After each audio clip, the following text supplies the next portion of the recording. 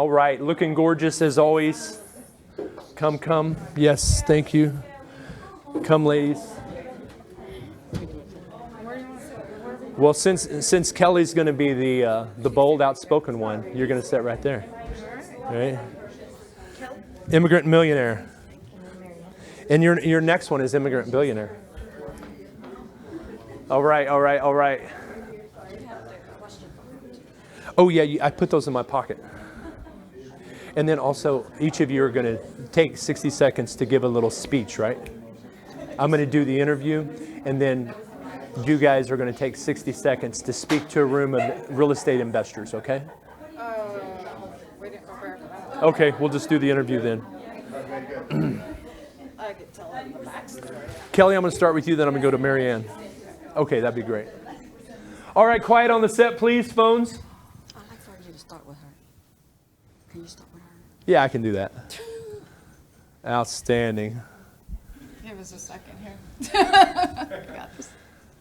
Well, they're from Vietnam originally. This Fierce Six is a family of 6 sisters from Houston, Texas, and they're revolutionizing the multifamily real estate and syndication. If you ever wanted to get into real estate, you need to listen to this next interview on the Michael D. Show. Kelly Ann and Marianne, welcome to the show. How you doing today? Thank you, Michael. Thanks for being here. Let's give it up for these ladies, huh? Thank you, Michael. Marianne, I'll start with you. What is the name Fierce Six? What does this mean? Fierce Six. Let's see. Fierce Six arrived from a band of 6 sisters, and we are very strong, independent entrepreneur, and we band together to accomplish a mission that my mom never fulfilled. So I guess it's an unfulfilled wish for her is to become an entrepreneur. So we came together to help. I'm a little nervous now. You're doing good. You're doing good. It's just a conversation with us. Just talk to me here. So tell me a little bit about your mom, and tell me a little bit about who inspired you and impacted you the most. Well, so I'll go into that one. The people that inspire me is, we came to America when we were young, left everything behind. Yeah. My mom was never given an opportunity in her country, in her Right. native country, for education. So therefore, she was illiterate. She can't read or write. But her determination and her courage never stopped her from achieving her goal.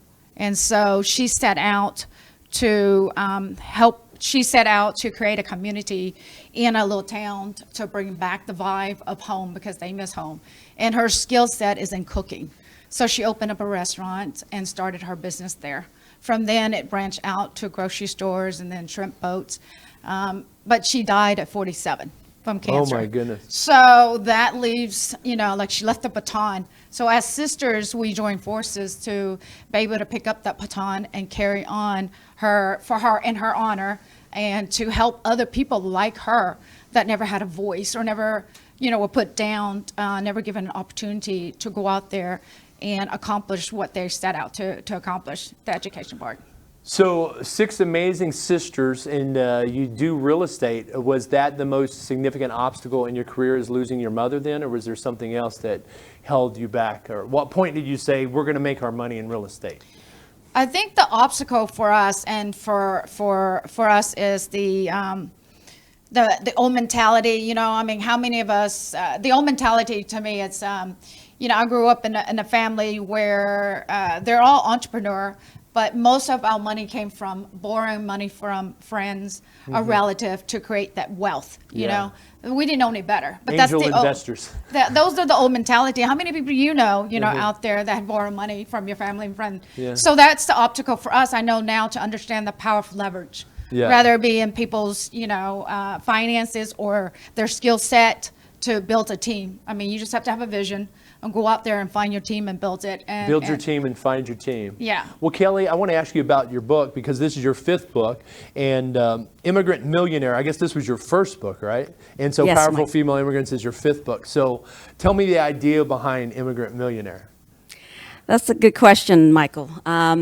Yes, my first book started as a love letter to my parents. As it's 8 of us, and we lost both our parents as of 2000. We lost our last one as of 2008. The idea of what we got, how we became today, how we became multimillionaires today, the mindset, the encouragement, and the molding from our young childhood to the day that we accomplished something was all molded by our parents. My father was a hero to me. I still hear him talking to me at moments that I was like my worst, and when I get no's and no's and no's great. from the whether it's guests or customers or clients or sellers or investors or partners and whatnot, I listen to him, and I always hear his voice talking to me. Great. There's you're gonna have more no's before you get to your yes. That's great. And so it's you just keep knocking on the door and keep asking, right? just keep asking and just keep So, on so as far going. as your goals and dreams, I mean, what are some of the goals and dreams, and how have you stayed true to your success? I'm sure there were setbacks along the way, but what was the vision for you and your sisters? Yes, Michael. Again, back to my parents. My father always encouraged us. He always say, when you dream big. Yeah. Dream so big that it Yes. scares you. and I really didn't realize what that really means when I was younger. Yeah. But I always have this. Once I realized what Daddy was talking about, and after I became accomplished my first $1 million company. Yeah. Then the next thing was a $1 billion company. And so I'm like, that is scary to me to think, wow, a $1 billion company. So the next book is going to be Immigrant and Billionaire, yeah? Yeah. That is the billionaire mindset that I am pursuing for the next 10 years until we get that There into you go. fruition. There you go. I'm sure there were scary times where you're like, oh my gosh, can we do this? But how did it feel once you closed that big deal for the first time? It was gratifying, and I feel so grateful for every integral part along the way. And it wasn't me, it wasn't Marianne, it wasn't us. It was the belief that we have in us, that we believe that we can do whatever we set out to do, what Daddy said, and we just pursue that, believe, and that we have faith in our journey. Well, that someone's above and I trust our always. kids someday are going to say what Daddy said, right? What Mom and Dad said. And we'll get them. Marianne, I want to go back to you. What advice would you have for the audience, or for somebody getting started in real estate? What would you say? Advice. I advise, well, we get these questions a lot, though, when we get off stage. I think the first advice for anybody that wants to follow our footstep is to be true to who you are. Yeah. I think you need to know who you are, your Yeah. self-worth, your self-value, and don't let anybody take away your dream. I think you have to uphold that. And the second thing is to build your suit of armor. And I say that with all respect, because we all made a lot of mistakes. Embrace your mistake. Do not discount that, because those mistakes will propel you to the next level. And to me, that's the invisible armor that you build. Your knee pad is the first thing that goes down, because you're laying on your knee really hard. And then from there, you just build your suit of armor. Yeah. I think the other advice I would say is have a financial roadmap, and stick with that. Also, have a team. Leverage. I think the key thing in our business is leverage. Figure out to leverage off of the team that you have, the partner that you have, or take control of your finances. You can't build a team by yourself. I mean, you can't do any business by yourself. If you want to build a unicorn business like us, you have to have a trusted team. Without that team, there's no way to go up. And I would say the other advice I would say is consistency is the key. with lack of consistency, you would fail at it. And the last thing that I would probably say to people out there is, never give up. Continue to forge forward. And to me, I talk to a lot of female, do it and heal, do it gracefully. Continue to climb, up that pyramid. And once you get to the top, whatever the pyramid is, it may be $1 million company, 100 door, 1,000 door in real estate, or like us, a unicorn company. Claim that soar, once you reach the top. And you know what? Stand on top of that with your sword in hand and become the warrior that are you designed to be. And in heels. Always in heels. Yes.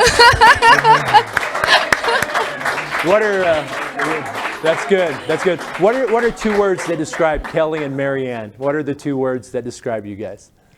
Thank you for that, Michael. The 2 words that would describe Kelly and Mariann would come to my mind would be courage and conviction. So courage would describe Mariann specifically. She's always take the leap and very creative and on doing things. She's not whatever we decided that's best for us to do, she just do it without hesitation. She's that courage. She's just courageous. I this story that described us growing up when we were a teenager. Mary and I was teenager. She would come to me one day from high school and say, "We're going to start a business." I said, "Doing what?" She said, "We're going to, in my school, everybody is running out of mumps and boutique for homecoming, and their stores are not Yes. they're not able to accomplish these demands, and so we're going to make them, and we sell it to my peers, Oh, that's my great. school peers." I say, "Really? But okay, so you want me to fund you the money?" I said, "No, we're going to do it together." I said, "Okay." So I'm acting as a VC. I don't know at VC at that point, but now I do know that I was a VC at the time, right? I was a VC, so we started that journey together with teenager, go. and yeah, we made a lot of money. From flowers to buildings. From flowers. That's It great. was pretty awesome. Those mumps had lights. No one ever had lights. I put lights in them. There you they go. flash. I some mean, we bling. made a killing. Some flair. Yeah, Wow. but the funny thing is, I actually never took home any money. Kelly kept them all. There you go. That's it. I see how the sister. Well, they're called the Fierce 6, and how do people find you? A website. I actually want to go back to the meaning of Fierce 6 because there's a Sure, we'll meaning close to out that. with Okay, yeah. So our sisters, there's 6 of us, and we're very strong by right through our parents.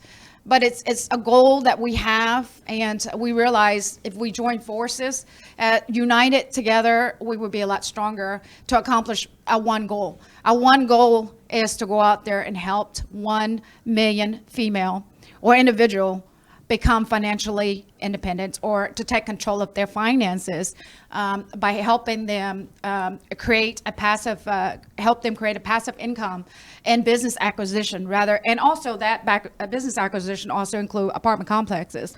1 million women successful in real By estate. 2033. There's That's your the goal. 5-word moniker right there. 1 million women successful in real estate by 2033. It's a 10-year goal. 2033. Say it again real loud. And By 2033. let's give them a hand. That's right there. It is. Woo! Ladies and gentlemen, the Fierce 6.